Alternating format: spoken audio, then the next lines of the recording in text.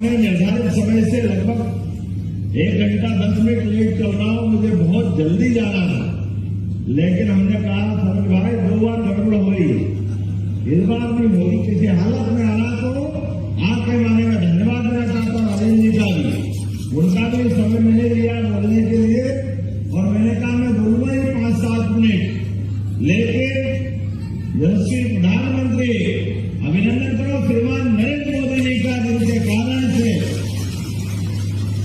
पूरे देश में अपने कामों के बलबूते पर, देश में क्या दुनिया में हमारा भारत का गणतांत्रिक लोकतंत्र का परचम लहरा रहा, आनंद आ रहा, जिनके नेतृत्व में काम के लिए किसी बात की कोई कमी नहीं है। मुझे इस बात का आनंद भी है और खुशी भी है।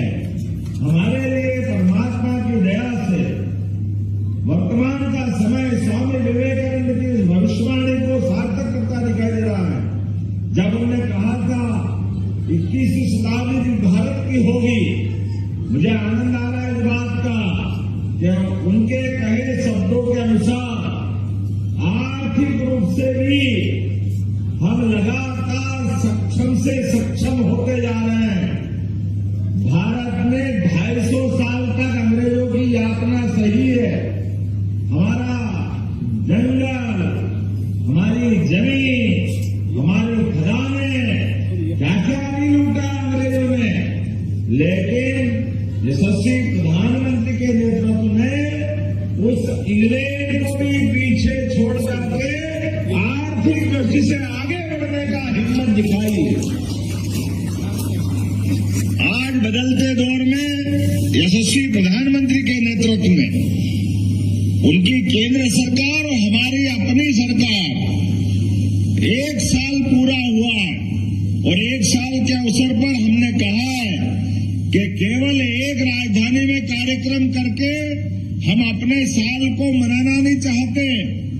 एक एक दिन पखवाड़ा मना करके जन कल्याण पर्व का हर दिन नई सौगात हम देने जा रहे हैं। मुझे खुशी है, अरे कितना अच्छा लग रहा है। अभी आज बिहार के साथ में सिरसा पर्यटक आइलैंड पे गया हूं, आप भी जाके देखना। ये हमारा बाण सागर का वो आइलैंड अंडमान निकोबार से कम नहीं है। मुझे इस बात का आनंद है, इतना अद्भुत बना हुआ है। बड़े पैमाने पर्यटकों का यहां से अब आवागमन जुड़ेगा। बड़े पैमाने पे बेरोजगारी को दूर करके रोजगार के अवसर मिलेंगे। इस क्षेत्र में परमात्मा ने वैसे ही बहुत खुशियां दी है। जंगल कितना आबाद है, शहडोल का वन क्षेत्र, आपके वन्य संपदा, वन्य जीव क्या नहीं है, यहाँ पे सब कुछ है। लेकिन आज भी भौतिक रूप से सिरसा आइलैंड के लिए लोकार्पण करते करते बिहारी के अंदर भी हमारे 62 प्रकार के विभिन्न विकास कार्य लोकार्पण भूमि पूजन के 351 करोड़ 85 लाख के लोकार्पण भूमि पूजन यहां संपन्न हो रहा है। मेरी अपनी ओर से बधाई।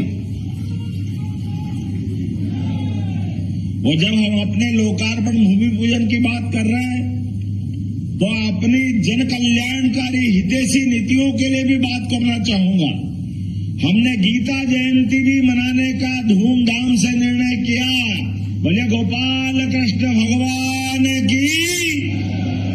कई सारे लोगों को मिर्ची लगी, कई सारे लोगों को ऐसा लगा सांप काट लिया। अरे गोपाल कृष्ण की तो जय बोल रहे भाई।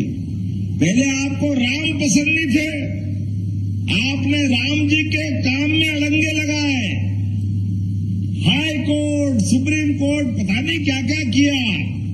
लेकिन धन्यवाद है सुप्रीम कोर्ट का, और 56 इंच वाले सीने को भी धन्यवाद दो श्रीमान नरेंद्र मोदी जी को, जिनके नेतृत्व में अयोध्या धाम इसी साल 22 जनवरी को भगवान अयोध्या धाम में मुस्कुराए। बोलो जय जय श्री राम। और अयोध्या धाम की बात करते हैं भगवान श्री राम की बात करते हैं तो आदिवासी भाई बहन का संबंध भगवान राम से माता सबरी के झूठे बेर के साथ जुड़ता है। ये हमारी गौरवशाली संस्कृति है। सबरी माता का प्रेम, भगवान राम राजकुमार है, लेकिन मां के लिए बेर का आनंद लेकर के जो हमारी संस्कृति को गौरवान्वित भगवान राम ने किया है, इसकी किसी से तुलना नहीं हो सकती है। बोला सबरी मैया की। रोम रोम रोमांचित हो जाता है। और जब भगवान कृष्ण की बात करते हैं तो हमारे विरोधी कहते ये तो भगवान राम और कृष्ण की बात सुनाते हैं। हाँ सुनाएंगे, डंके की चोट सुनाएंगे, तुम्हारी छाती पे पांव रख के सुनाएंगे, तुमको सुनना पड़ेगा। तुम्हारे भगवान राम और कृष्ण से कौन से जन्म के झगड़े हैं? जरा बताओ तो सही। सनातन संस्कृति से किस बात की लड़ाई है कांग्रेस वालों की? पता नहीं क्या हो जाता है इनको। जब बांग्लादेश में गड़बड़ होती है, इनके मुंह पे ताले डल जाते हैं, और इजराइल बम गिरा दे तो हाय अल्लाह, पता नहीं क्या क्या चिल्लाने लग जाते हैं। भाई बांग्लादेश के अल्पसंख्यक हिंदू भाई बहन के जीवन में अगर कष्ट आता है, अगर मंदिर संस्कृति पे कुठाराघात होता है, तो कांग्रेस के लोग मुंह छिपा के भागते हैं, क्योंकि केवल एक धर्म के वोट चाहिए आपको। ये नहीं चलेगा। हम तो रोज गोपाल कृष्ण की जय बोलेंगे, प्रभु राम की जय बोलेंगे, सबरी मैया की जय बोलेंगे। ये हमारी संस्कृति है, हमें इससे कोई गुरेज नहीं है।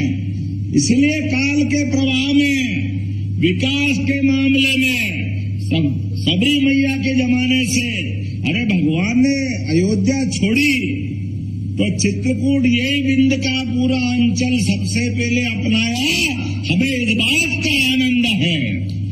और जब अयोध्या धाम आनंद में डूबा है, तो यह विंध्य भी डूबना चाहिए। होना चाहिए कि नहीं होना चाहिए? तो आप शरद भाई, आपने बहुत सारी मांग बता दी, लेकिन कॉलेज, अरे शहीदों के अपने शहादत को हमारी संस्कृति नमन नहीं करेगी तो कौन करेगा? हमारे देश की सीमाओं पे खड़े होकर सशस्त्र सेना सदैव रक्षा करती आई है। और सेना हो, अर्धसैनिक हो, पुलिस जवान हो, हमने कोविड के समय देखा, स्वच्छता कर्मी हो, इन्होंने ये पूरे देश की जान बचाई। जोरदार अभिनंदन करो अपने सारे ऐसे सशस्त्र बलों का। तो यहीं से घोषणा करता हूं, उस कॉलेज का नाम गोविंद नारायण मिश्र किया जाता है, जो आपने प्रस्तावित किया है, और उनकी श्रीमती को नौकरी देने का काम भी हमारी सरकार द्वारा किया जाएगा। आपने कहा हॉस्पिटल, अध्ययनरत छात्रावास, व्यवहारी खेल अकादमी, ये सब कुछ परीक्षण करने के बाद सब कुछ देने की व्यवस्था की जाएगी। यहीं से मैं घोषणा कर रहा हूं। आज के इस अवसर पर बोलने के लिए तो बहुत कुछ है, लेकिन मुझे दिल्ली पहुंचना है बहुत जल्दी।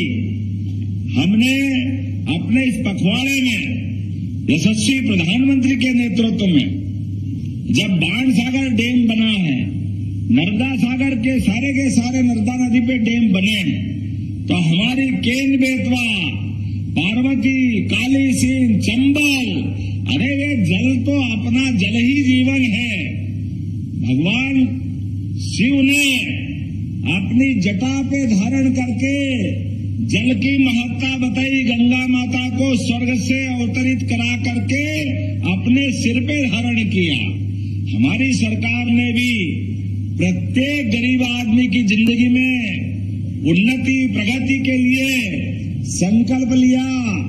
हर हाथ को काम, हर खेत को पानी, हर एक को जल ही जीवन के मूल मंत्र से जोड़ा जाएगा, ये हमारा संकल्प है। मुझे इस बात की प्रसन्नता है, यशस्वी प्रधानमंत्री के माध्यम से ये दोनों अभियान के लिए 17 तारीख को, सुन लो कांग्रेसी, तुम्हारे कारण से 20 साल तक राजस्थान और मध्य प्रदेश का हमारी पार्वती, काली सींध, चंबल नदी का समझौता नहीं हो पाया। हमारे राजस्थान के लोग और मध्य प्रदेश के लोग पानी का उपयोग नहीं कर पाए। मुझे खुशी है, प्रधानमंत्री के नेतृत्व में ये योजना मंजूर करके 17 तारीख को हम इसका भूमि पूजन करवाने जा रहे हैं। और बुंदेलखंड की धरती जो उत्तर प्रदेश से लगी हुई है, ये केन बेतवा नदी का हमारे पखवाड़े का अंतिम चरण में समापन करने के लिए प्रधानमंत्री फिर मध्य प्रदेश आ रहे हैं। हमें इस बात की प्रसन्नता है। बुंदेलखंड की धरती, वीरों की धरती, अधीरों की धरती, और अलग अलग प्रकार से हर समय अपने खून को पानी लगा करके बलिदान ऐसे करते जैसे कोई फूल अर्पित कर रहे हैं, लेकिन परमात्मा की कृपा से पहली बार उनके खेतों तक पानी पहुंचेगा। ये सरकार की और माननीय मोदी जी की भावना है कि हमारे बुंदेलखंड कभी किसी से नहीं, किसी के डरे नहीं, किसी के आगे झुके नहीं, सदैव भारत का झंडा लेकर के सनातन संस्कृति की जय जयकार करते रहे। लेकिन कांग्रेस के शासनकाल में लंबे समय में उनकी चिंता नहीं हुई। प्रधानमंत्री ने 1 लाख करोड़ की योजना मंजूर की है, 1 लाख करोड़ की, ऐसे अद्भुत योजना के लिए। और एक नहीं, ऐसी कई योजना बता सकता हूं, लेकिन आज थोड़े समय की कमी है। अगली बार आऊंगा और बहुत सारी बातों की हम चर्चा करेंगे। आज तो इतने ही कहूंगा कि ये जो नए विकास काम चालू हो रहे हैं, ये प्रशासन के माध्यम से कह रहा हूं, सभी गुणवत्तापूर्ण होना चाहिए, कोई कमी कसर नहीं होना चाहिए। 40 दिन तक 11 दिसंबर से 26 जनवरी तक एक एक योजना का लाभ हमारे हितग्राहियों के लिए घर घर पहुंच करके हमारी सरकार देने वाली है। यह निर्णय हमने किया है। आप सबके माध्यम से, यहाँ विधायक है, मंत्री है, उप मुख्यमंत्री है, पंच है, सरपंच है, आप अपने गली मोहल्ले मोहल्ले तक शासन की जनहितकारी योजनाओं को घर घर तक पहुंचाने का संकल्प लें और सच्चे अर्थों में अपनी सरकार के उत्तरदायित्व का पालन करें। मेरी अपनी ओर से पूरे आयोजन की बधाई, बहुत बहुत धन्यवाद। भारत माता की जय।